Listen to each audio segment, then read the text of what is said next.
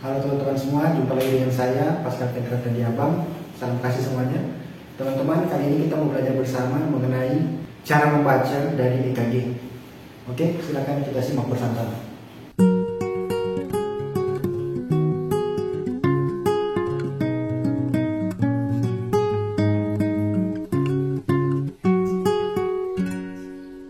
Nah, kali ini kita akan belajar mengenai EKG. Jadi video ini nanti saya akan bagi ke dalam beberapa part, karena memang meskipun kita hanya belajar dasar, tapi itu cukup banyak juga yang akan kita bahas.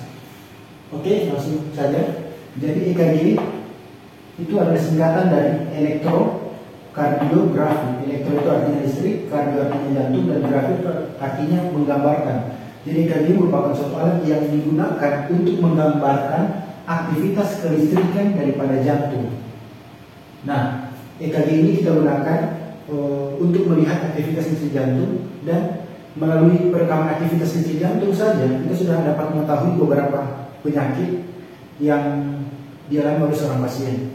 Biasanya kalau di rumah sakit kita lakukan perekaman EKG itu wajib pada umur di atas 40 tahun karena sudah memiliki risiko. Sedangkan di bawah 40 tahun jika ada indikasi saja untuk kita lakukan perekaman aktivitas listrik jantungnya atau kita lakukan EKG. Nah, EKG ini dia memiliki elektroda atau alat yang dipasangkan pada tubuh untuk merekam kelistrikannya tersebut. Dia dibagi menjadi prekordial lead dan limb lead atau prekordial dan ekstremitas lead. Untuk prekordial lead sendiri dia terbagi menjadi 6, yaitu V1 sampai V6. Jadi ada 6, V1 sampai V6, dan untuk ekstremitas itu dia terbagi atas 6 juga yang akan kita baca pada kertas EKG. Ada 6. Jadi ada 1, 2, 3, AVL, AVR, dan AVF. Nah, kedua jenis elektroda ini berfungsi untuk menampilkan aktivitas listrik jantung berdasarkan gambaran atau sudut pandang mereka sendiri. Kalau untuk prekordial, dia akan menggambarkan bagaimana EKG itu dari tampakan transversal. Transversal itu berarti kalau saya potong saya punya badan, saya potong seperti ini, itu adalah potongan transversal. Sedangkan kalau untuk ekstremitas lead atau limb lead, dia untuk potongan koronal. Jadi dia potong seperti ini untuk melihat. Nanti kita akan lihat bersama. Jadi kalau untuk transversal view itu adalah prekordial, dan untuk coronal view itu adalah limb lead atau ekstremitas lead. Prekordial sendiri ada V1 sampai V6. Pertanyaannya, di bagian mana kita memasang prekordial lead tersebut? Yang pertama, ada 6 prekordial lead V1 sampai V6. Untuk V1 kita pasang pada SIC4 parasternal kanan. Jadi nanti akan saya berikan gambar di sini. Ini cara pasangnya. Jadi kalau untuk lihat di bagian tubuh saya, jadi ini anggaplah ada SIC. SIC itu adalah spasium interkostal. Spasium interkostal adalah ruangan yang berada di antara kosta. Jadi kalau kosta 1, kosta 2, kosta 3, kosta 4, maka SIC4 berada di bawahnya. Kemudian garis parasternal adalah garis tepi di pinggir sternum atau tulang pedang yang ada di dada. Pinggirnya berarti saya pasang di sini. SIC4 parasternal kanan. Kemudian langsung menyeberang ke sebelah kirinya di parasternal kiri SIC4 juga. Itu ada lead 2 atau V2. Kemudian yang ketiga itu kita pasang setelah pasang yang keempat. Jadi kita pasang dulu yang keempat. Yang keempat kita taruh di bawah sini di SIC5 linea mid clavicularis. Jadi bagian tengah antara clavikula turun di SIC5 di bawah kosta 5.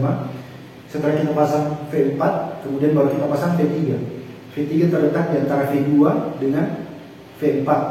Jadi taruh di antaranya. Kemudian V5 itu di linea axillaris anterior. V5 di linea axillaris anterior, masih SIC5 juga. Kemudian V6 kita pasang di linea mid axillaris atau linea axillaris media sebelah kiri di SIC5 juga. Jadi dia kalau dari kelihatannya seperti ini, V4, kemudian V5 agak naik dan V6 agak naik lagi karena kosta itu dari belakang dia turun ke depan. Itu nanti teman-teman bisa lihat pada gambar yang bawah ini. Ini untuk prekordial lead. Kalau untuk limb lead atau ekstremitas lead, meskipun di sini ada 6 hasil bacanya nanti di kertas EKG, tapi yang kita pasang di tubuh karena kita hanya memiliki 4 ekstremitas, lengan kanan, lengan kiri, tungkai kanan, tungkai kiri, hanya 4, maka kita pasang seperti ini. Merah, kuning, hijau, hitam. Kalau saya cara bacanya begini.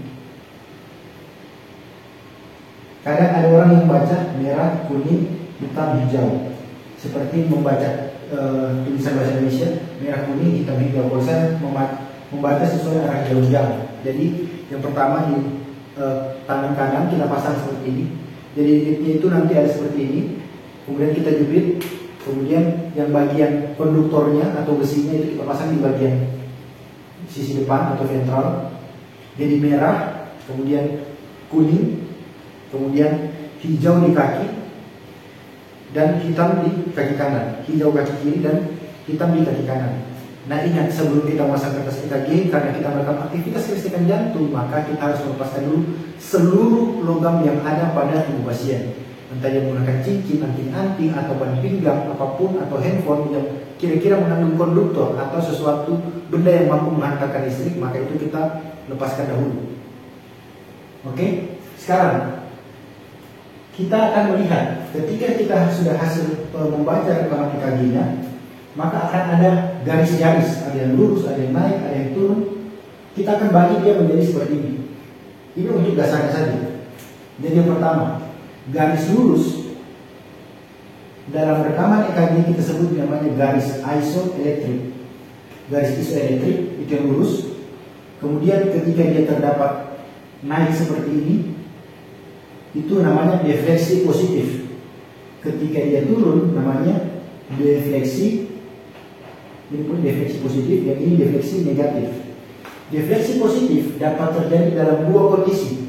Yang pertama, bisa dalam kondisi depolarisasi atau dalam kondisi yang seperti ini defleksi positif, atau dalam kondisi repolarisasi. Tapi apa perbedaannya? Yang pertama, kalau kita tahu untuk jantung memiliki sistem produksi jantung sendiri yang berfungsi untuk memompa. Jadi otot jantung tidak perlu mendapatkan listrik dari otak, tapi dia menghasilkan listriknya sendiri. Jadi dia punya genset sendiri untuk menjalankan kerjanya. Nah, ketika otot jantung mau berkontraksi, ada namanya depolarisasi, proses depolarisasi. Dan untuk relaksasi, kontraksi dan relaksasi, ketika dia kontraksi namanya depolarisasi. Simpelnya seperti itu, meskipun prosesnya cukup panjang. Depolarisasi, dan ketika dia mau melepas atau diastol, itu namanya repolarisasi. Repolarisasi. Jadi kita ingat, depolarisasi itu mau kontraksi dan repolarisasi mau relaksasi. Itu saja singkatnya. Nah, ketika dalam kondisi depolarisasi, kemudian dia naik atau mengalami defleksi positif, berarti listrik aktivitas kelistrikan jantung itu mendekat ke arah elektroda atau dia menuju ke arah elektroda.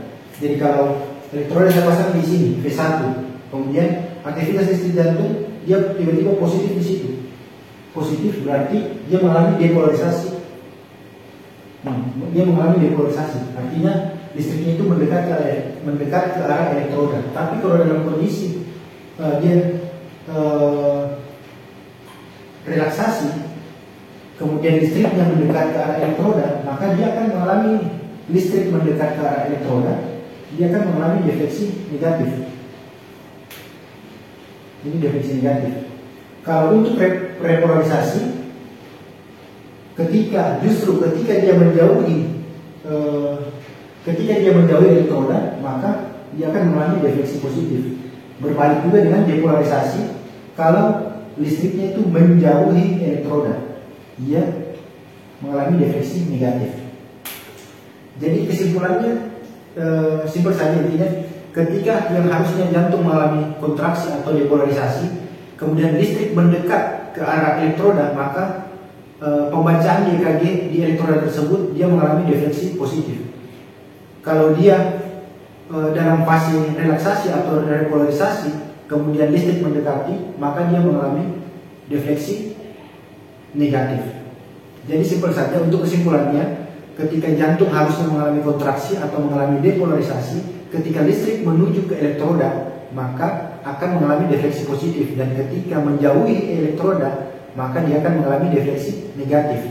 Sebaliknya pada saat relaksasi atau repolarisasi, ketika listrik mendekati elektroda, maka dia akan mengalami defleksi negatif, dan ketika menjauhi elektroda dalam fase diastolik atau fase repolarisasi, maka akan terjadi defleksi positif.